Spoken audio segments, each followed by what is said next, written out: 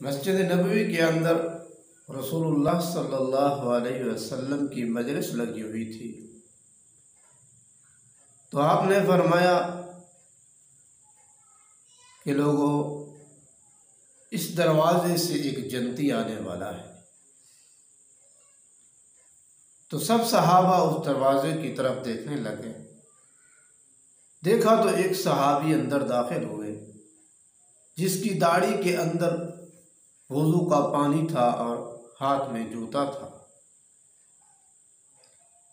फिर दूसरे दिन फिर अल्लाह के नबी ने फरमाया कि लोगों, इस दरवाजे से एक जन्नती आने वाला है। तो फिर सहाबा ने देखा कि फिर वही आदमी दाढ़ी के अंदर वज़ू का पानी है और हाथ में जूता है और वो दरवाजे के अंदर दाखिल हुए। तीसरे दिन फिर मस्जिद के अंदर मजलिस लगी हुई है और फिर अल्लाह के नबी ने फरमाया कि लोगों, इस दरवाजे से एक जन्नती आने वाला है। फिर देखा तो वही आदमी दाढ़ी के अंदर वज़ू का पानी है और हाथ में जूता है। हज़रत अब्दुल्ला बिन अमर वो कहते हैं कि मैं सोचने लग गया कि ये कौन सी इबादत करता है। हज़रत अब्दुल्ला बिन अमर 1,24,000 सहाबा में से एक सहाबी है जो सारी रात मुसल्ले पे गुजारता है और दिन को रोज़ा रखता है। दिन और रात के अंदर पूरा कुरान मजीद पढ़ता है।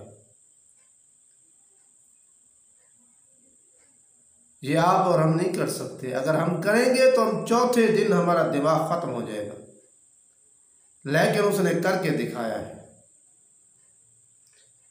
अब उसे ख्याल आया कि ये जिसको अल्लाह के नबी ने 3 दिन बिशारत सुनाई, ऐलान किया कि इस दरवाज़ा से जन्नती आ रहा है, उसको शौक़ हो गया कि मैं इसको देखूं कि ये कौन सी इबादत करता है कि जो अल्लाह के नबी ने जन्नत की बिशारत सुना दी। तो एक दिन उसके पास चले गए, कहा कि चाचा, मेरा वालिद साहब के साथ कोई झगड़ा हो गया है, मैं 2-3 दिन आपके पास ठहरना चाहता हूँ। तो उन्होंने इजाज़त दे दी। ठीक है भाई, आप ठहर जाए। इशा की नमाज पढ़ी। इशा की नमाज के बाद अब सोने के लिए गए। तो अब मेहमान ने चादर ओढ़ी और यूं देखने लगे कि अब मेज़बान क्या करता है। अब मेज़बान आए, सिराने पे सर रखा, अल्लाहुम्मा बिस्मिका अमूतु व अहया, सो गए।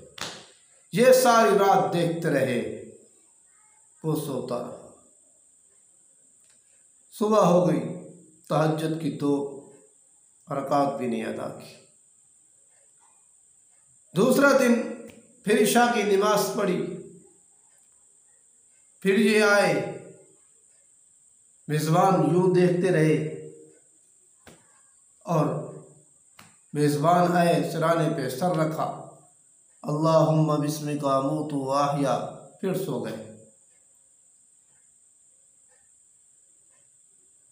अब तीसरा दिन हो गया। तीसरा दिन भी इशा की नमाज के बाद उन्होंने चादर से यूं देखा और मेज़बान आए और उसने अल्लाहुम्मा बिस्मिका अमूतु व अहया, सो गए। ये देखते रहे, वो सोता रहा। सुबह हुई तो वो हैरान हो गए कि अल्लाह के नबी ने बिशारत दी है कि ये जनती है और इसने तो तहज्जुद की नमाज तक भी ना पढ़ी।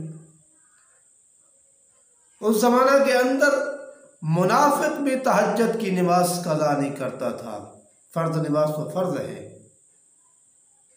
2 रकात तहज्जुद के मुनाफिक भी नहीं छोड़ता था।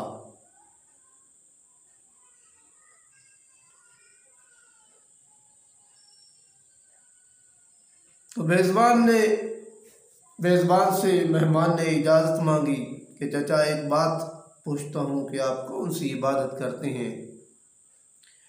मैं तो 3 दिन ठहरा हूँ इधर, सारी रात मैंने तो आपको कोई इबादत करते हुए नहीं देखा, और अल्लाह के नबी ने आपके बारे के कह दिया है कि आप जनती हैं। वो सच्चा है, उसकी बात झूठी नहीं है, मोहम्मद मुस्तफ़ा सच्चे हैं। तो उन्होंने कोई जवाब न दिया। उन्होंने इजाज़त चाही कि मैंने कोई वालिद साहब से मेरी कोई नाराज़गी नहीं थी, बस मैं आपकी इबादत देखने के लिए आया था। जब उठे और चलने लगे तो पीछे आवाज़ दी कि बेटा इधर आओ। आकर बैठ गए। कहा कि बताओ मैं कौन सी इबादत करता हूँ? तो ये कहने लगे हाँ बता दो। इसके ख्याल के अंदर था कि कह देगा कि 3 दिन मेरी तबीयत ख़राब थी, मेरे पेट में दर्द था, मेरे सर में दर्द था, इसलिए कि मैं इबादत नहीं कर सका। हालांकि मैं तो सारी रात सजदे के अंदर गुजारता हूँ, क़याम के अंदर गुजारता हूँ, रुकू के अंदर गुजारता हूँ, या कुरान पढ़ता रहता हूँ। लेकिन ये जवाब नहीं दिया उन्होंने। उन्होंने कहा है कि अब देखो इधर, इसको साफ रखो, ये जो है इसको साफ रखो। उसने कहा कि पूरी दुनिया के इंसानियत के लिए मेरा ये दिल साफ है। जिसको अल्लाह ने जितना रिज्क दिया है मैं उस पर खुश हूँ। किसी को ऊँट दिए हैं, बकरियां दी हैं, गाय दी हैं, ज़मीनें दी हैं, जो कुछ भी दिया है मैं उस पर खुश हूँ कि अल्लाह ने शुक्र है कि उसको दिया है। तो अब ये पहली हदीस के साथ जुड़ती है, पहली हदीस के साथ। अब ये साफ है तो फिर सारी रात इबादत करने की ज़रूरत नहीं है कि इसको पूरी इंसानियत के लिए साफ कर दो। ये नहीं है कि सिर्फ मुसलमानों के लिए, नहीं, पूरी इंसानियत के लिए इसको साफ रखो।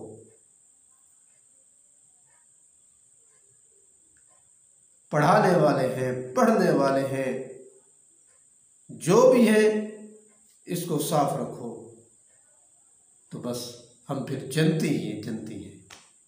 अगर ये साफ नहीं है तो फिर हमारी इबादत, हमारे रोज़े, हमारा कुरान पढ़ना, हमारी नमाज़ें पढ़ना, सारी रात हमारी तहज्जुद पढ़ना, हज करना, उम्रे करना, ये फिर किसी काम के नहीं है। तो अल्लाह के नबी ने फरमाया कि अनस मैं तुझे एक अपनी सुन्नत बता रहा हूँ। फरमाया कि या रसूल अल्लाह वो कौन सी सुन्नत है? फरमाया कि इसको साफ रखो, पूरी इंसानियत के लिए साफ रखो, सिर्फ मुसलमानों के लिए नहीं, दुनिया के अंदर जितनी भी इंसानियत है उसके लिए इसको साफ रखो। जब ये साफ होगा तो फिर हमारी मंजिलें आसान होंगी।